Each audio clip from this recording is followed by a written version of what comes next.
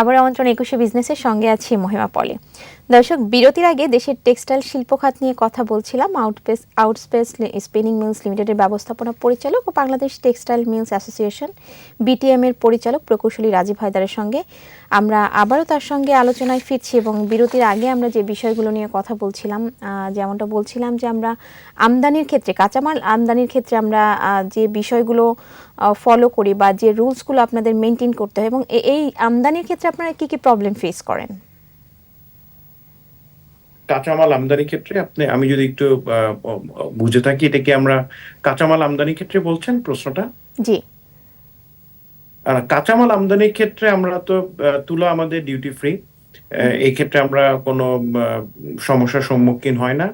আসলে কাঁচামাল বলতে আমি আসলে তুলা বলতে পারি, অথবা আমাদের প্রচুর পরিমাণে স্পেয়ার পার্টস এবং যন্ত্রাংশ আমদানি করতে হয়, এবং সেই ক্ষেত্রে আমাদের বিভিন্ন সময় কিছু সমস্যা বা জটিলতার সম্মুখীন হয়। যদিও আমরা বেশ কিছু এসআরও বেনিফিট পাই, আমাদের এই এক্সপোর্ট ওরিয়েন্টেড মিলগুলো তাদের ক্যাপিটাল মেশিনারিজ এবং অন্যান্য স্পেয়ার পার্টস এর ব্যাপারে আমরা বেশ কিছু, অনেক পার্টস এর ব্যাপারে আমরা ডিউটি সুবিধা পাই। তবে এখন কিছু কিছু ক্ষেত্রে হয় যে আসলে ইন্টারপ্রিটেশন মূলক কিছু সমস্যা হয়। হয়তো দেখা যাচ্ছে যে আমি একটা ইম্পোর্টেড আইটেম, আমি একটা মেশিনারিজ আনলাম, টোটাল মেশিনারিজ এর সাথে কিছু স্পেয়ার পার্টস আসে। ওই মেশিনটাকে তার ওয়ারেন্টি পিরিয়ডের জন্য ওই ক্যাপিটাল মেশিনারিজের সাথে ওনারা 1 বছর বা 2 বছর স্পেয়ার পার্টস দিয়ে দেয়। এখন দেখা যাচ্ছে আমার মেশিনারিজটাকে ডিউটি ফ্রি বলতেছে, কিন্তু আমার স্পেয়ার পার্টস গুলোকে আমি ডিউটি ফ্রি বেনিফিট পাচ্ছি না। ওখানে আবার প্রতিটা পার্টসের জন্য আলাদা আলাদা ডিউটি দিতে হচ্ছে, অথচ ওইটা কিন্তু আমার মেশিনারিজের অন্তর্ভুক্ত ছিল, যেহেতু স্পেয়ার পার্টসটা ওরা আমাদেরকে 1 বছরের জন্য ফ্রি দিয়ে দেয়। জাস্ট আমি একটা উদাহরণ দিলাম। সেক্ষেত্রে আমাদের বেশ কিছু এরকম সমস্যা হয়। অনেক ক্ষেত্রে আমাদের যেটা হয়, এটাতে আমাদের মাল ছুটাতে বিলম্ব হয়ে যায়, এবং অনেক ক্ষেত্রে দেখা যায় যে কোনো একটা স্পেসিফিক স্পেয়ার পার্টস হয়তো আহ, আহ, আমি আসলে এটা ডিউটি বেনিফিট পাই, কিন্তু আমি হয়তো আমার ইন্টারপ্রিটেশনাল মূলক অনেক সময় কিছু সমস্যার কারণে এটা এটা হয়তো ওনারা মানতে চান না, যে না, এটা আপনি এই প্লাস্টিকের আইটেমটা আপনার স্পিনিং মিলে না, আপনি আমি এটা নর্মাল ডিউটিতে নিয়ে যাব, আমি এটাকে এইটা হিসাবে কনসিডার করব না। তো এটা আসলে বেশ বেশ একটা টেকনিক্যাল ইস্যু, একটা বৃহৎ আলোচনার ব্যাপার। এরকম কিছু সমস্যা থাকে। আমরা যেটা করি যে প্রতি বছর আমরা এনবিআর এ আমাদের এই প্রবলেম গুলো তুলে ধরি, আহ, এবং এনবিআর কিছু কিছু ক্ষেত্রে শুনে, আবার অনেক ক্ষেত্রে অনেক কিছু ওনারা হয়তো ইগনোর করেন। তাই এটা একটা চলমান প্রক্রিয়া। এটা আসলে মানে ওভারনাইটলি এটার কোনো সমস্যার সমাধান হয় না। জি, আরেকটা বিষয় হচ্ছে যে আমরা যেহেতু এখনো পর্যন্ত বেশিরভাগই আমদানি করি, তো রপ্তানির ক্ষেত্রে বা আমাদের নিজস্ব যে চাহিদাটা রয়েছে, সেই জায়গা থেকে আমরা স্বয়ংসম্পূর্ণতা অর্জন করতে আমাদের করণীয় কি? আমদানি ক্ষেত্রে আসলে দেখেন, কিছু কিছু ক্ষেত্রে আসলে আমার আমার কোনো বিকল্প নাই, এটা আমাকে ইম্পোর্ট ডিপেন্ডেন্ট হতেই হবে। আপনি যদি আমার আমদানির ব্যাপারটা বলেন, তা এবং আর ক্যাপিটাল মেশিনারিজ আসলে আমাদের এই সক্ষমতা এখনো গড়ে ওঠে নাই। আমরা mainly Europe, China, turkey, India এইসব দেশের উপরে এখন পর্যন্ত আমরা আমাদের ক্যাপিটাল মেশিনারিজ গুলো আসে। কিছু কিছু সাপোর্টিং অক্সিলারি মেশিনস আমাদের দেশে এখন অ্যাসেম্বলি হচ্ছে, বাট অদূর ভবিষ্যতে এই এই সেক্টরের সম্ভাবনা আছে। বাট এইটাতে আসলে it's a highly technical and highly design intensive sector. So আমাদের ম্যান পাওয়ারও ডেভেলপ করতে হবে, এবং উদ্যোক্তাদের এই ক্ষেত্রে একটু সাহসী হয়ে এগিয়ে আসলে হয়তো কিছুটা আলোর মুখ দেখতে পারে। বাট এই মুহূর্তে আমাদের দেশে এরকম কোনো বড় শিল্প, মানে টেক্সটাইল রিলেটেড, টেক্সটাইলের অ্যাক্সেসরিজ বা ক্যাপিটাল মেশিনারিজ দেয়, এরকম গড়ে ওঠেনি। আপনি যেহেতু ম্যান পাওয়ারের কথা বলছেন, এই জায়গাতে আমি একটু পরে আসবো। তার আগে বলবো যে আমি ম্যাটেরিয়ালস মেশিনারিজগুলো বাদ দিয়ে যে র ম্যাটার কাঁচামাল যেটা আছে, এটাকে আমরা হচ্ছে নিজস্ব যে দেশীয় যে প্রোডাক্ট আছে সেগুলো দিয়ে আমরা সেই রিকোয়ারমেন্টগুলোকে ফুলফিল করতে পারি। একটা যেমন জায়গায় তুলার আমাদের কথা ভালো একটা বলছিলেন যে অপশন, অনেক জায়গায় তুলা হয় আমাদের দেশের। তুলাটা আসলে আমাদের সীমিত, এখানে একটা সীমাবদ্ধতা আছে। আমি আগেই বললাম যে আমাদের জমি সীমিত। সো এখানে যদি আমাদের জমির পরিমাণ বাড়ানো যায়, যেমন টোবেকোতে যে তুলা জমিগুলো ইউজ হয় তামাক চাষে, গভর্নমেন্টের একটা প্রোগ্রামই ছিল যে তামাকের জমিগুলো তুলাতে কনভার্ট করা হবে। এটা আমরা অনেকদিন যাবৎ শুনছি। কিন্তু অ্যাকচুয়ালি প্রকৃতপক্ষে কিন্তু এটা সেভাবে হচ্ছে না। তা আমাদের যদি তুলার জমির পরিমাণ না বাড়ে, আমাদের yield কিন্তু ভালো। যে পার হেক্টরে আমাদের যে উৎপাদন এটা কিন্তু এখন অনেক বেড়েছে আগের তুলনায়। যতটুকু আমি জানতে পেরেছি কটন বোর্ডের সাথে আমাদের একটা মিটিং ছিল। কিন্তু আমাদের জমির সার্বিক পরিমাণ এবং কৃষকরা যাতে উৎসাহিত যদি না হয়, তাহলে কিন্তু তুলার চাষ বাড়বে না। এটা লাভজনক হতে হবে তাদের কাছে। সো আমার মনে হয় এখনো কিন্তু লাভজনক তুলার চাষটা চাষীদের কাছে। কিন্তু জমির অপ্রতুলতা একটা বড় ফ্যাক্টর। এটা না হলে আমাদের এই ক্ষেত্রে খুব বড় কোনো অগ্রগতির সম্ভাবনা নেই। আর আরেকটা ইস্যু হলো আমাদের দেশে যেটা ডাইং মিলগুলোতে আমরা প্রচুর পরিমাণে কেমিক্যাল এবং ডাই স্টাফ আমাদের ইউজ হয়। এক্ষেত্রে আমার মনে হয় একটা বড় সম্ভাবনা আছে। এই ক্ষেত্রে আমরা আমাদের দেশে কিছু শিল্প প্রতিষ্ঠান অনেক গড়ে উঠেছে যারা আমাদের সোডিয়াম হাইড্রোক্সাইড বা এই টাইপের বেসিক কেমিক্যাল আইটেম আমরা আগে পুরোপুরি ইম্পোর্ট ডিপেন্ডেন্ট ছিলাম। এখন এগুলো আমাদের দেশে উৎপাদিত হচ্ছে এবং আমি মনে করি এই ক্ষেত্রে আরো যে অক্সিলারি ডাই স্টাফ এবং কেমিক্যালস গুলো লাগে এই সকল প্রতিষ্ঠানগুলো গড়ে তোলার একটা বড় সম্ভাবনা আমার আছে বলে মনে হচ্ছে। জি, আপনি কিছুক্ষণ আগে ম্যান পাওয়ার নিয়ে কথা বলছিলেন। তো আমি সেই জায়গা থেকে জানতে চাইবো যে এই সেক্টরটা আসলে কর্মসংস্থান সৃষ্টিতে কতটা ভূমিকা রাখছে? এবং আরেকটা বিষয় যদি আমি আরেকটু জানতে চাই, সেক্ষেত্রে হচ্ছে আমাদের যে বেসিক পড়াশোনাটা স্টুডেন্ট লাইফে যেটা দরকার, সেক্ষেত্রে হচ্ছে আমাদের কোন সেক্টর নিয়ে মানে কিভাবে পড়াশোনা করলে আমরা এই সেক্টরের যে মানে কোয়ালিটিটা ফুলফিল করতে পারবো ম্যান পাওয়ারের?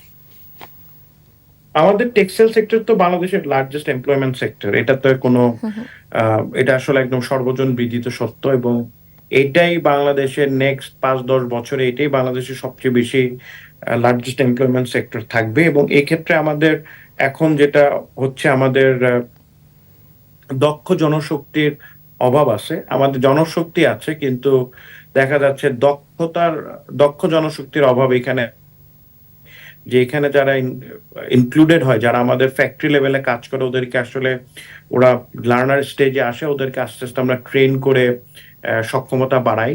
এক্ষেত্রে গভর্নমেন্টের কিছু প্রোগ্রাম আছে যারা বিটিএম এর সাথে করে এবং এখন যেটা হচ্ছে মিড লেভেল ম্যানেজমেন্টের যে লোকগুলো জয়েন করে ওনাদের দক্ষতাটা কিন্তু এখানে সবচেয়ে বেশি দরকার।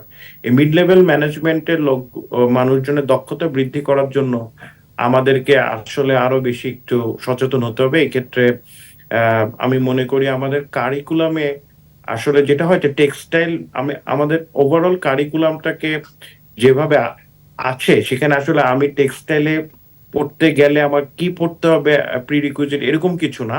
তবে আমি মনে করি এটা একটু টেকনোলজি বেসড হওয়া উচিত। যেখানে আমাদের সায়েন্স রিলেটেড সাবজেক্ট গুলোর উপর কিছুটা গুরুত্ব থাকবে বা আমাদের এই জিনিসটাই পরবর্তীতে যখন সে আসবে এই সেক্টরে কাজ করতে তখন তার জন্য এটা একটা সহায়ক ভূমিকা হিসেবে পালন করবে। এবং তদুপরি যেটা হবে যে আমাদের যে ভোকেশনাল ইনস্টিটিউট, ট্রেনিং ইনস্টিটিউট এবং টেক্সটাইল ইঞ্জিনিয়ারিং কলেজগুলো আছে এগুলোতে কিন্তু বাংলাদেশের বিভিন্ন জায়গায় আছে কিন্তু তাদের দক্ষ টিচার, জনশক্তি এবং ল্যাব ইকুইপমেন্টস এর অনেক সমস্যা আছে, ঘাটতি আছে। এগুলো যদি একটু ঠিক করা যায় বা ভালো করা যায় তাহলে ওখান থেকে যে গ্র্যাজুয়েট গুলো বের হয়ে আলটিমেটলি আমাদের শিল্প প্রতিষ্ঠানে চাকরি করে তাদের স্কিল লেভেলটা তখন এনহ্যান্সড হবে। আরেকটা বিষয় আমি খুব ছোট্ট করে জানতে চাইবো যে যেহেতু আমরা একেবারে অনুষ্ঠানের শেষ পর্যায়ে চলে এসেছি, সেটা হচ্ছে যে আপনি যেমনটা বললেন দক্ষ জনশক্তি আমাদের দেশে আছে, কিন্তু আমরা অনেক সময় দেখা যায় যে আমরা তাদেরকে প্রপারলি কাজে না লাগিয়ে আমরা বাইরে থেকে কিন্তু অনেক বেশি রেমুনারেশন বা অনেক বেশি স্যালারি দিয়ে কিন্তু আমরা হায়ার করি। মানে এই অনেকেরই হচ্ছে এই ধরনের একটা আক্ষেপ থাকে বা অনেকে আমরা এরকম শুনি, মানে আসলে কি এই বিষয়টা সত্যি? না, ডেফিনেটলি এটা আমরা অনেক ক্ষেত্রে বাইরে থেকে জনশক্তি নিয়ে আসি। এটা মেইনলি ডিপেন্ড হলো বাইরে থেকে আমরা জনশক্তিটা আনি কেন? ওদের স্কিল লেভেলটা আসলেই অনেক ভালো। কারণ ওদের যে বেসিক ট্রেনিং যে বেস, ওদের যে বেসিক পড়াশোনাটা বা ট্রেনিং লেভেলটা বা এটার স্ট্যান্ডার্ডটা সেটা আমাদের দেশের চেয়ে বহুলাংশে ভালো। কারণ তাদের ল্যাব বলেন, তাদের টিচিং স্টাফ বলেন, দে আর ভেরি এক্সপেরিয়েন্সড। এবং তাদের দক্ষতা এবং তারা কিন্তু খুব ওদের দেশে কিন্তু কাজের সাথে সাথে ওরা অনেক রকম ইনোভেটিভ প্র্যাকটিস করে বা ওরা ফিল্ড থিসিস ওয়ার্ক করে। সো এবং আরেকটা জিনিস হলো যে বাইরের দেশের লোকজনদের প্রতি আমাদের হয়তো খুব ওদের ছোট করে বলতে হবে, আসলে আমরা একেবারেই ওদের শেষ এই পর্যায়ে চলে কারণে এসেছি। আমরা যাই, তবে আমরা চাচ্ছি এই জায়গা থেকে সরে আসতে, জি যাতে আমাদের নিজস্ব ম্যান পাওয়ার ডেভেলপ করে। তবে সবশেষে এটাই বলতে চাই, আমাদের এখনকার যে ক্রাইসিসটা আমাদের পাওয়ার এবং ইলেকট্রিসিটি নিয়ে, এটাই আসলে আমাদের এখন সবচেয়ে বড় বার্নিং ফ্যাক্টর। এই ক্ষেত্রে যদি এটার একটা সমাধান সরকারের এন্ডের থেকে আমরা না পাই, তাহলে আমরা আসলে খুব বড় একটা বিপদের সম্মুখীন হব। জি, আপনাকে অনেক ধন্যবাদ। এবং আমরা আসলে ধন্যবাদ। আশা করব যে আমাদের নিজস্ব ম্যান পাওয়ার দিয়ে যেন এই সেক্টরটা স্বয়ংসম্পূর্ণতা অর্জন করে। ধন্যবাদ আপনাকে অবশ্যই আমাদের এটা সঙ্গে আমরা আজকে চাচ্ছি, এখানে আমরাও চাচ্ছি এটা। সংযুক্ত ঠিক হবার আছে। জন্য। ধন্যবাদ। জি, ইসলাম। ওয়ালাইকুম আসসালাম। দর্শক, এতক্ষণ দেশের টেক্সটাইল শিল্প খাতের নানা দিক ও করণীয় নিয়ে কথা বলছিলেন আউটপেস স্পিনিং মিলস লিমিটেডের ব্যবস্থাপনা পরিচালক ও Bangladesh textile mills association BTM এর পরিচালক প্রকৌশলী রাজীব হায়দার। আমরা আবারও নিচ্ছি একটা বিরতি, 2:30 আবারও ফিরে আসবো একুশে বিজনেসে, আমাদের সঙ্গেই থাকুন।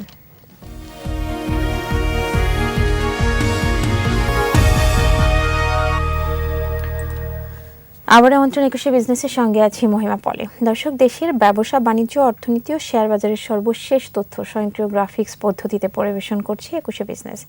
দর্শক, আমরা শুরুতে ঢাকা স্টক এক্সচেঞ্জের এই মুহূর্তের যে লেনদেনের চিত্র আছে আমরা প্রথমে আপনাদের জানিয়ে দিব। আমরা যেমনটা দেখতে পাচ্ছি এই মুহূর্তের লেনদেনে, এবং দিনের শুরুতে কিন্তু পজিটিভ থাকলেও এখন কিন্তু আমরা কিছুটা উল্টো চিত্র দেখতে পাচ্ছি। তিনটি সূচকের দুটি সূচকের অবস্থানে কিন্তু নেগেটিভ রয়েছে, এবং ডিএসসির প্রধান সূচকটি আমরা দেখতে পাচ্ছি 35 পয়েন্টের মতো নেগেটিভ রয়েছে এই মুহূর্তে।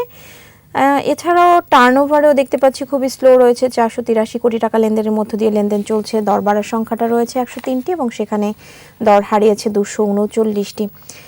আমরা টপ ট্রেডের তালিকা এই মুহূর্তে যাদেরকে দেখতে পাচ্ছি তাদের প্রথমেই রয়েছে এশিয়াটিক ল্যাবরেটরিজ, 35 কোটি 80 লাখ টাকার মতো লেনদেন হয়েছে এখনো পর্যন্ত। 29 কোটি টাকা লেনদেন করেছে লাভেলো। মালিক স্পিনিং 27 কোটি টাকা লেনদেন করেছে। এছাড়াও পরবর্তীতে যে প্রতিষ্ঠানগুলি রয়েছে তাদের মধ্যে রয়েছে ওরিয়ন ইনফিউশন, আইটিসি, কোহিনুর এবং স্যালভো কেমিক্যালও রয়েছে এই তালিকায়। যেখানে টপ গেইনার্সের তালিকায় প্রথমেই দেখা যাচ্ছে যে MI syringe and medical devices রয়েছে। হল্টেড প্রাইস অবস্থান করছে এই প্রতিষ্ঠানটি 153 টাকা 10 পয়সায় প্রতিটি শেয়ার হাত বদল হচ্ছে, এবং 9.98% দর বেড়েছে। এছাড়াও ওয়াইম্যাক্স রয়েছে দ্বিতীয় অবস্থানে, কেপিপিএল, এশিয়াটিক ল্যাবরেটরিজ, কোহিনুর এবং সিএনএ টেক্সটাইল রয়েছে এই তালিকায়। এদিকে সেক্টরাইজ লেনদেনের মধ্যে এখনো পর্যন্ত যেমনটা রয়েছে, দিনের শুরুতে আমরা যেমনটা বলছিলাম যে ফার্মাসিউটিক্যাল সেক্টরে সবচেয়ে বেশি টার্নওভার ছাড়িয়েছিল, এবং এখনো পর্যন্ত একই চিত্র দেখতে পাচ্ছি। এই সেক্টরটিতে কিন্তু সবচেয়ে বেশি টার্নওভার ছাড়িয়েছে। মোট লেনদেনের 25%, টাকার অঙ্কে 116 কোটি টাকার মতো লেনদেন করেছে। যদিও দিনের শুরুতে সব পজিটিভ ট্রেন্ডের মধ্য দিয়ে লেনদেন হলো, এই মুহূর্তে সবগুলো সেক্টরেই কিন্তু নেগেটিভ ট্রেন্ডের মধ্য দিয়ে লেনদেন চলছে। তো আমরা এই মুহূর্তে ঢাকা স্টক এক্সচেঞ্জের লেনদেন জেনে নিলাম। দর্শক, এখন রয়েছে দেশের টেক্সটাইল শিল্প খাত নিয়ে বিশেষ আলোচনা, আর এই আলোচনার জন্য আমাদের সঙ্গে যুক্ত হচ্ছেন আউটপেস স্পিনিং মিলস লিমিটেডের ব্যবস্থাপনা পরিচালক ও Bangladesh textile mills association BTM এর পরিচালক রাজীব হায়দার। আপনাকে স্বাগত আমাদের আজকের অনুষ্ঠানে। জি, আসসালামু আলাইকুম। আপনাকেও ধন্যবাদ আমাকে আজকের অনুষ্ঠানে আমন্ত্রণ জানানোর জন্য। জি, আমরা যেমনটা বলছিলাম যে আজকে আমাদের আলোচনার বিষয় টেক্সটাইল সেক্টর। তো সেই জায়গা থেকেই জানতে চাইবো যে এই মুহূর্তে টেক্সটাইল সেক্টরের বর্তমান পরিস্থিতি কেমন আসলে? ধন্যবাদ। সামগ্রিক পরিস্থিতি আমি সন্তোষজনক বলবো না, কারণ আমি ব্যাকওয়ার্ড লিঙ্কেজ শিল্পের যে অ্যাসোসিয়েশন, টেক্সটাইল শিল্পের যে ব্যাকওয়ার্ড লিঙ্কেজ ইন্ডাস্ট্রিজ, এই ইন্ডাস্ট্রিগুলোর অ্যাসোসিয়েশন হলো BTMA, Bangladesh textile mills association. আমি ওই বিটিএমএ বোর্ডের একজন পরিচালক। সো আমরা আমাদের ব্যাকওয়ার্ড লিঙ্কেজ ইন্ডাস্ট্রিগুলোর সার্বিক অবস্থা যদি এখন বলি, তাহলে এটা আসলে এখন খুব বড়সড় একটি চ্যালেঞ্জের মুখোমুখি আছে। আমরা তীব্র গ্যাস এবং ইলেকট্রিসিটি সংকটে ভুগছি, যার কারণে আমাদের উৎপাদন সক্ষমতা এখন প্রায় 30 থেকে 40 ভাগ কমে গেছে, এবং এই কমে যাওয়ার কারণে আমরা আমাদের বাইরের রিকোয়ারমেন্ট গুলো মিট করতে পারছি না। তাদের ডেলিভারি এবং পিরিয়ডের যে টাইম শিডিউলটা থাকে ডেলিভারি, সেই টাইম শিডিউল মিট করতে না পারার কারণে কিন্তু দেখা যাবে অনেক ক্ষেত্রে আমাদের আলটিমেট বায়ার, মানে আমাদের যারা সম্মানিত গার্মেন্টস এক্সপোর্টাররা আছেন, ওনারা ওনাদের পণ্যটা ঠিক সময় এক্সপোর্ট করতে পারবেন না। সো এটা আসলে একটা মোটামুটি পরিস্থিতিটা কিছুটা ভয়াবহ রূপ নিয়েছে। সো সার্বিক পরিস্থিতি বললে এটা আমাদের এখন একটা অন্যতম বড় সংকট। তার পাশাপাশি তো আমাদের বর্তমান অস্থির যে মুদ্রা বাজার এবং ব্যাংকিং সমস্যা সেটা আছেই। সো সামগ্রিক পরিস্থিতি বিবেচনা করলে এই মুহূর্তটা আসলে একটু আমাদের জন্য সংকটময়।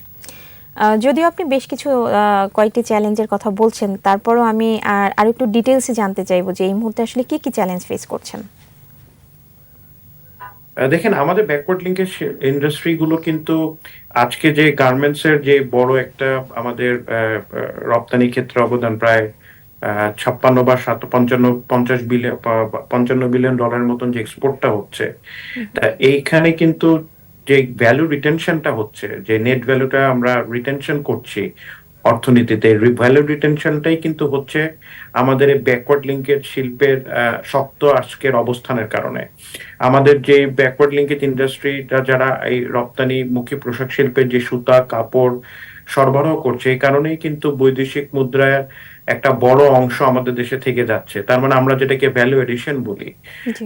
এবং এই জন্যই আমাদের রিটেনশন অফ ফরেন কারেন্সিটা যেটা হচ্ছে দেশে, এটার অন্যতম একটা বড় অবদান হলো আমাদের এই টেক্সটাইল মিলগুলো, যেটা আভ্যন্তরীণ চাহিদার পাশাপাশি রপ্তানিমুখী বাজারের সুতা এবং কাপড়ের চাহিদা মেটাচ্ছে। জি। সো এই শিল্পটা যদি আসলে শক্ত ভিতের উপর না থাকে, তাহলে কিন্তু এই পুরো গার্মেন্টস শিল্পটাই ইম্পোর্ট ডিপেন্ডেন্ট হয়ে যাবে এবং তখন এই দেশে আর ভ্যালু রিটেনশন হবে না। এবং আমাদের যা আমরা $100 একটা এক্সপোর্ট অর্ডার পাবো, $80 বা $70 খরচ হয়ে যাবে বাইরে থেকে সুতা কাপড় বা অন্যান্য অ্যাক্সেসরিজ ইম্পোর্ট করতে।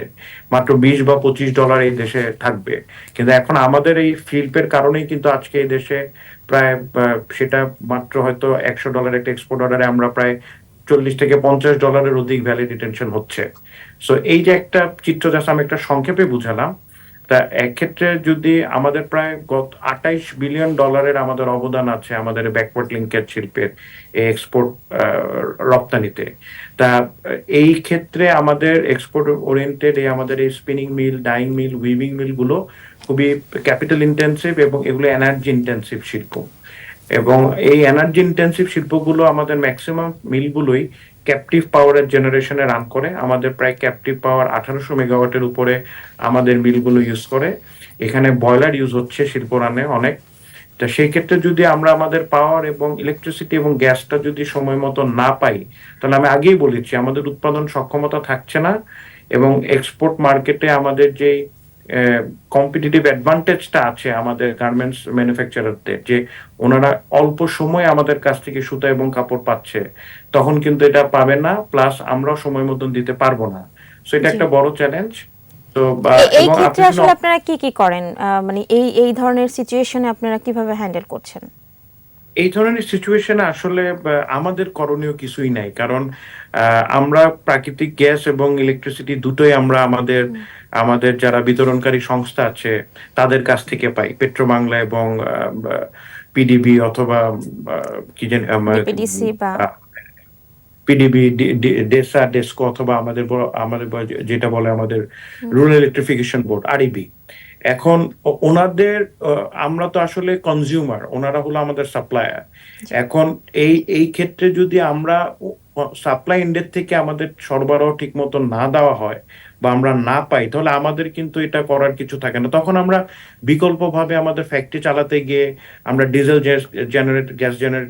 জেনারেটর ইউজ করি, আমরা এলপিজি দিয়ে ব্যবহৃত জেনারেটর ইউজ করি, বা এলপিজি দিয়ে আমরা আমাদের বয়লার চালাই, বা সিএনজির যে পাম্প থেকে আমরা সিলিন্ডারে গ্যাস এনে চালাই। এগুলো হলো আমাদের বিপদকালীন সময়ে আমরা এইভাবে ট্যাকেল করার চেষ্টা করি। কিন্তু যেটা হয়, এটাতে আসলে আমাদের সমস্যার উত্তরণটা হয় না। এটা অনেকটা জোড়াতালি দিয়ে চলার মতন অবস্থা আর কি। সেক্ষেত্রে দেখা যায় ডিজেল জেনারেটর বা এলপিজি রান জেনারেটর চালাতে গেলে বা বয়লার চালাতে গেলে আমাদের দেখা যাচ্ছে আমাদের কস্ট অফ প্রোডাকশন অনেক বেড়ে যাচ্ছে ব্যয়বহুল হয়ে যাচ্ছে বেশি। এবং ব্যয়বহুল হয়ে যাচ্ছে, এবং সেটা কিন্তু আসলে আমাদের কস্ট অফ প্রোডাকশনে যখন হিট করে, তখন আমরা আমাদের এই পণ্যের বাড়তি মূল্যটা কিন্তু আমরা পাস অন করতে পারি না। মানে আমাদের পণ্য যদি কস্ট অফ প্রোডাকশন বাড়ে, আমাদের ক্রেতা কিন্তু সেই পণ্যের বাড়তি মূল্য দিতে মানে সক্ষম না, দিতে পারছে না। কারণ আমি ওনার সাথে একটা প্রাইসে কমিটমেন্ট করেছি, উনি আবার বাইরের ব্র্যান্ডের থেকে যে গার্মেন্টস এর অর্ডার এনেছে ওখানে ওনার একটা প্রাইস কমিটমেন্ট আছে। সো এই টেক্সটাইল এবং গার্মেন্টস সেক্টরের সবচেয়ে বড় সমস্যা হলো যে আমাদের কস্ট অফ প্রোডাকশন যদি কখনো হাইক করে, এটা প্রাকৃতিক গ্যাসের কারণে হোক বা অন্য যে কোনো কারণেই হোক, এই পাস অন করাটা আমাদের জন্য দুষ্কর। এবং তখন কি হয়, আলটিমেটলি লসটা ম্যানুফ্যাকচারের কাঁধে এসেই পড়ে, সেই লসটা কনজিউম করে, কারণ ব্র্যান্ডও করে না বা অন্য কেউ করে না। তো এভাবে যদি চলতে থাকে একসময় তো এক একজনের তাদের ফিনান্সিয়াল যে সক্ষমতা বা আর্থিক সক্ষমতাটা হারাবে, এবং যারা আহ, আহ, মানে যুদ্ধ করে টিকে থাকতে পারবে তারা থাকবে, আবার অনেকে হয়তো তাদের সক্ষমতা হারিয়ে ফেলে তারা এই শিল্প থেকে গুটিয়ে নিয়ে নিয়ে যেতে বাধ্য হবে। জি, আরেকটা বিষয় হচ্ছে এই সেক্টরের সবচেয়ে বড় যে এটা কাঁচামাল, এবং আমরা যেমনটা জানি যে এই কাঁচামালটা পুরোটাই আমদানি নির্ভর। আমি জানতে চাইবো যে এই মুহূর্তে আসলে যে আমরা কোন কোন দেশ থেকে আমদানি করছি, এবং সেক্ষেত্রে হচ্ছে সেই পার্সেন্টেজটা কেমন, যে আমাদেরকে পুরোটাই আমদানি করতে হয়? আপনি যদি আমাকে একটু মানে আমি একটু ইলাবোরেট করে বলি, আমাদের ব্যাকওয়ার্ড লিঙ্কেজ শিল্পের আমাদের উৎপাদিত পণ্যটা হলো মেইনলি সুতো এবং কাপড়। ঠিক আছে, তাহলে সেক্ষেত্রে আমরা আমরা আপনার জন্য অবাক হবেন যে আমরা আমাদের মানে আপনাদের জ্ঞাতার্থে জানাচ্ছি যে আমরা আমাদের নিট যে গার্মেন্টস এর এখানে যে প্রায় ৮০ ভাগ ৮৫ ভাগ নিট ইয়ার্ন আমরা কিন্তু এক্সপোর্ট মার্কেটের জন্য আমরা নিজেরা সরবরাহ করতে পারি। ওভেন ফ্যাব্রিকের ক্ষেত্রে আমাদের প্রায় ৪০% ওভেন ফ্যাব্রিক আমরা সরবরাহ করি এক্সপোর্ট ওরিয়েন্টেড গার্মেন্টস ফ্যাক্টরিগুলোর জন্য, বাকি ৫০ থেকে ৬০% ইম্পোর্ট করতে হয়। এই ক্ষেত্রে আমাদের একটা বড় সক্ষমতার ঘাটতি আছে, যেটা আস্তে আস্তে পূরণ হচ্ছে।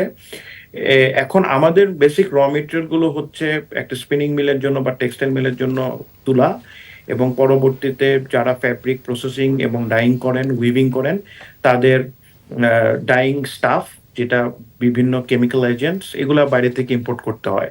আমরা পৃথিবীর দ্বিতীয় বৃহত্তম আহ, তুলা importer, cotton importing nation. So আমাদের কিন্তু নিজস্ব কোনো তুলার সোর্স নেই। বাংলাদেশ টোটাল তুলোটাই বাইরে থেকে ৮ মিলিয়ন বেলের মতন তুলো, আমি যদি ভুল না করি, আমরা বাইরে তার থেকে মানে হচ্ছে ইম্পোর্ট করছি। তুলোটা হচ্ছে পুরোটাই আমদানি নির্ভর, পুরোটাই 100%। আমদানি নির্ভর, জি, তুলোটা 100% আমদানি নির্ভর। লোকাল প্রোডাকশনটা একদম খুবই নগণ্য, এটা নিয়ে বললেই চলে, কারণ বাংলাদেশের ক্ষেত্রে আহ, যেখানে আমাদের ফুড ফুড সিকিউরিটিটা অনেক বড়, সেক্ষেত্রে তুলার জন্য আমাদের আসলে সেরকম জমি স্পেয়ার করা সম্ভব হচ্ছে না। জি, জি আমরা এই জায়গাটাতে একটু ব্রেক দিব, আমরা বিরতির পরে আমরা এই বিষয়গুলো নিয়ে কথা বলবো আবার। দর্শক, জি। নিচ্ছে একটা বিরতি, ফিরবো একটু পরে, আমাদের সঙ্গেই থাকুন।